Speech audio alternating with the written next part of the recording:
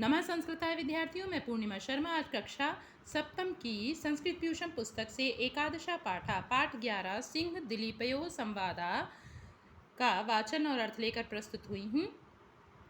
इस पाठ में राजा दिलीप और सिंह यानी शेर का आपस में बातचीत जो हुई है उसको प्रस्तुत किया गया है। महाराजा दिलीपः सिंहम हंतुम धनु आकृष्य सज्जा भवति। महाराज दिलीप शेर को हंतुम मतलब मारने के लिए धनुष को खींचकर यानी धनुष की प्रत्यंचा खींचकर सज्जा भवति तैयार होते हैं। सिंहा शेर उच्चै हसन जोर से हंसते हुए। महिपाल मही कहते हैं धरती को और धरती का पालन करने वाला कौन? राजा। तो शेर राजा को संबोधित करते हुए कहता है, हे महिपाल, हे राजन, तब श्रम वृथा, आपका जो परिश्रम है वो बेकार है। भवान माम हंतुम समर्थ न भविष्यति, आप मुझे मारने के लिए समर्थ नहीं होगे। दिलीपा भवान कहा, आप कौन? किम इच्छति, क्या चाहते हैं? सिंहा भगवतः शंकरस्य सेवका अहम कुंभोदरा अस्मि। शेर क्या कहता है? भगवान शंकर का सेवक मैं कुंभोदर हूँ, यानी शेर का नाम क्या है? कुंभोदर। अहम एताम धेनुम हनिष्यामि, मैं इस गाय को मारूंगा। देखिए वो गाय को पकड़े हुए बैठा हुआ है शेर, तो वो क्या कह रहा है? मैं इस गाय को मारूंगा।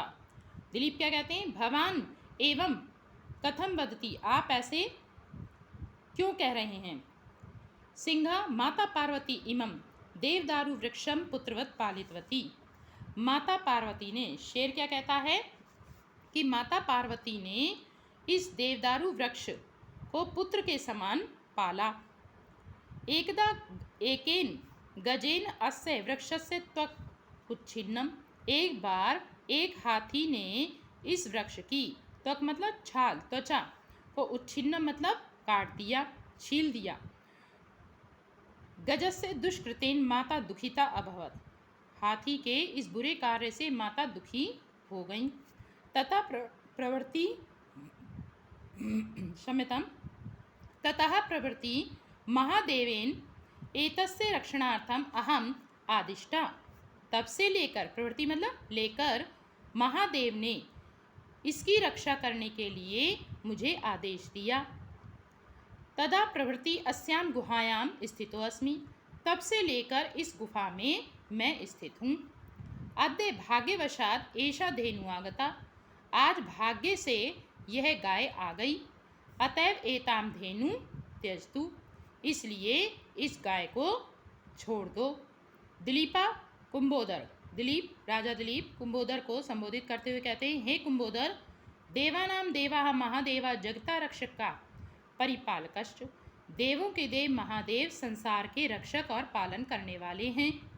परंतु इयम गुरु धेनु मया निश्चयेन रक्षणीया, परंतु यह गुरु की गाय मेरे द्वारा निश्चित रूप से रक्षा करने योग्य है, अर्थात जो ये गाय है ये मेरे गुरु वशिष्ठ की है, तो मैं इस गाय की रक्षा करना मेरा कर्तव्य है।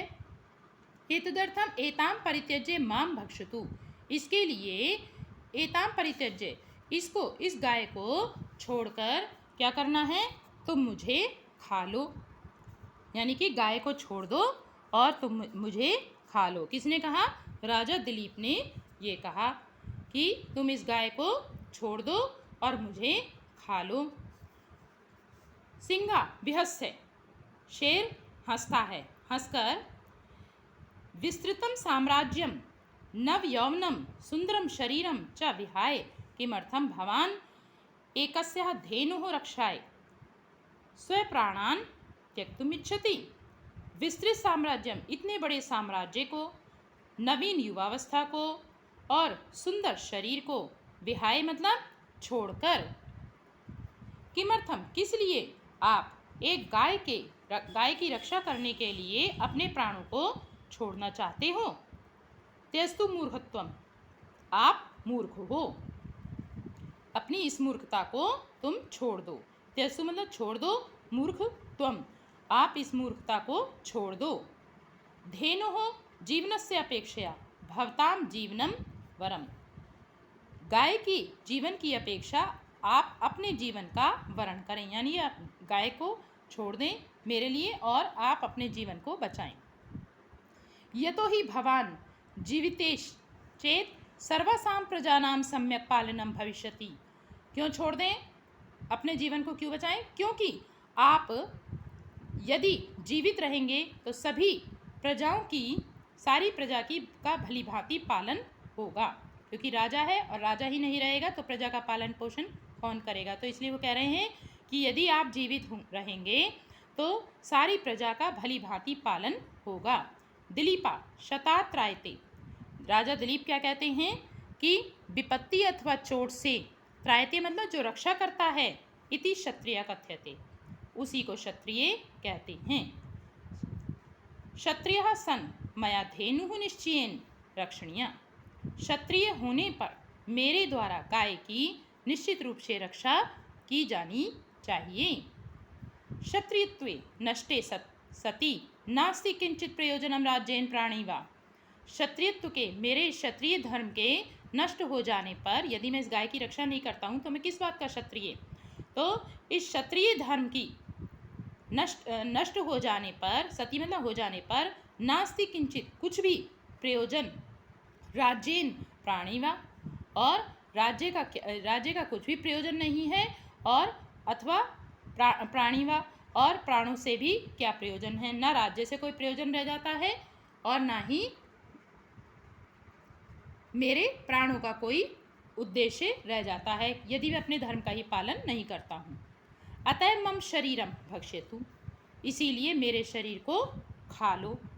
इमाम धेनुम त्यज, इस गाय को छोड़ दो। सिंगा भवतु, अच्छा, स्वशरीरम समर्पयतु, अपने शरीर को समर्पित करो, यानी कि अपने शरीर को क्या करना है, मुझे दे दो, यह उसके कहने का मतलब है। अपने शरीर को समर्पित करो। फिर आगे क्या होता है देखिए, यावत राजा सिंहस्य पुरता अवनत्य स्वशरीरम समर्पयति तावत सिंहा अंतर्हिता भवति। जब तक राजा शेर के सामने झुककर, अवनत्य मतलब झुककर, देखिए झुका हुआ है, जब तक राजा शेर के सामने झुककर अपने शरीर को समर्पित करता है तब तक शेर क्या होता है, अंतर्हिता भवति, अंतर्ध्यान हो जाता है, यानी वो वहाँ से गायब हो जाता है। नंदिनी, गाय का नाम क्या था, नंदिनी।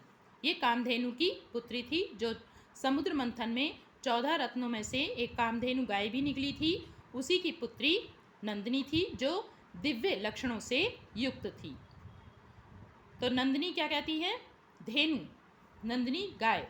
हे राजन, गाय बोली, हे राजन, मया भवान परीक्षिता, मेरे द्वारा आपकी परीक्षा ली गई।